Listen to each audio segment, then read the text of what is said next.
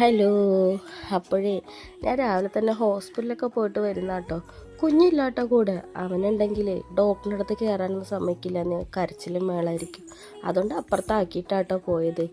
അങ്ങനെതാ school വിട്ടത്. അയ്യോ, ഹോസ്പിറ്റലിൽ പോയി തിരിച്ചു വന്നപ്പോൾ കുട്ടിക്ക് കുറച്ച് സ്നാക്സൊക്കെ വാങ്ങിയിട്ടാണ് വന്ന് ഇനിയാണ് യഥാർത്ഥ യുദ്ധം തുടങ്ങാൻ പോണത്. ഇനിയിപ്പോൾ നമ്മുടെ പഴയ കോലത്തിലേക്ക് വരാം. അപ്പോൾ ഡ്രസ്സൊക്കെ മാറി ഇനി ഇതൊക്കെ ഒന്ന് ഒതുക്കി പെറുക്കിയിടണം. നാളെ നമുക്ക് ചെറിയൊരു പരിപാടിയുണ്ട്. വേറെ ഒന്നുമല്ല, നമ്മുടെ വീടിൻ്റെ അടുത്തൊരു അമ്പലത്തിൽ പൊങ്കാലയാണ്. അപ്പോൾ കുറച്ച് തുണിയൊക്കെ തിരുമ്മിയിടാനൊക്കെ ഉണ്ട്. മുക്കി കഴുകി ചേച്ചി വെച്ചിട്ടുണ്ടാകുന്ന വിരിക്കാനുണ്ട്. അതിന് മുന്നേ റൂമൊന്ന് വൃത്തിയാക്കണ്ടേ. കണ്ടില്ലേ, ആളുടെ കളിപ്പാട്ടാണെന്നേ മൊത്തം. അവസാനം ഞാൻ മുകളിൽ കെട്ടി വെച്ചിരിക്കുന്നതാണ്, ഇല്ലെങ്കിൽ ഫുള്ള് നിരത്തിയിടും.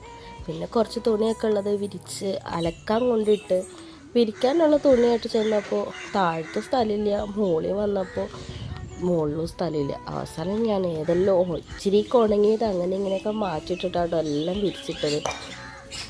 നാളെ പൊങ്കാല ഇടാൻ പോകുമ്പോൾ ഇടാനുള്ള ഡ്രസ്സാണ്. സ്പേസ് ഇല്ല, എവിടെ വിരിക്കുമെന്തോ. സ്പേസിലാണ് ചുമ്മാ പറഞ്ഞാലേ ഒട്ടും സ്പേസ് ഇല്ല. നമ്മുടെ വീടിൻ്റെ അടുത്തുള്ളവരൊക്കെ എല്ലാവരും ഡ്രസ്സ് കഴുകുന്നത് നമ്മുടെ ടെറസിൻ്റെ മുകളിലാണ്. അപ്പോൾ അതുകൊണ്ടിട്ട് നമുക്ക് തന്നെ തുണി കഴിക്കാൻ ശരിക്കും സ്പേസ് തികയാറില്ല. ഞങ്ങളുടെ വീട്ടിൽ തന്നെ ഉണ്ടല്ലോ 5 പേര്. എല്ലാവരും ഡ്രസ്സൊക്കെ കഴുകിയിടാൻ ഞാൻ എങ്ങനെയൊക്കെയോ കുത്തിത്തിരികെ കയറ്റി വെക്കുന്നുണ്ട് എല്ലായിടത്തും. വയ്യാതായി ഗൈസ്. ആഹാ, ശുഭം. Completed guys. ഈ പാവട ഞാൻ പിഴിയാതെ വിരിച്ചത് വേറെ ഒന്നും കൊണ്ടല്ല കേട്ടോ. ഇത് ഭയങ്കര വെയിറ്റാണ്. കാണുന്ന പോലെ ഇതിൻ്റെ ഉള്ളിലേക്ക് നമുക്ക് നെറ്റ് ലൈനിങ്, അതിൻ്റെ ഉള്ളിൽ ലൈനിങ് ഒന്നുണ്ട്. ഇത് അവളുടെ ഷാനുവിൻ്റെ എൻഗേജ്മെൻറ്റ് ഡ്രസ്സാണ്. അതുകൊണ്ട് ഭയങ്കര ഹെവി ഉണ്ട്. എന്നെക്കൊണ്ട് പിഴിയാനൊന്നും ആവില്ല. ഞാൻ വിരിച്ചിട്ടുണ്ട്, ഉണങ്ങി കിട്ടിയാൽ മതിയായിരുന്നു. ഒട്ടും സ്പേസില്ല. അവിടെ ഇവിടെയൊക്കെ ഇട്ടതാ തുണിയൊക്കെ കണ്ടോ, അവിടെ വാരിയൊക്കെ ഇട്ടിട്ടാണ് ഇട്ടത്. നോക്കാം ഉണങ്ങി കിട്ടുമെന്ന്. ഇനി ഞാൻ പോയിട്ട് എൻ്റെ മോനെ കൂട്ടിട്ട് കേട്ടോ. പാവം എൻ്റെ പൊന്നിട്ട കിട്ടി, സുന്ദരിനെ കിട്ടി. ഒരു മരോ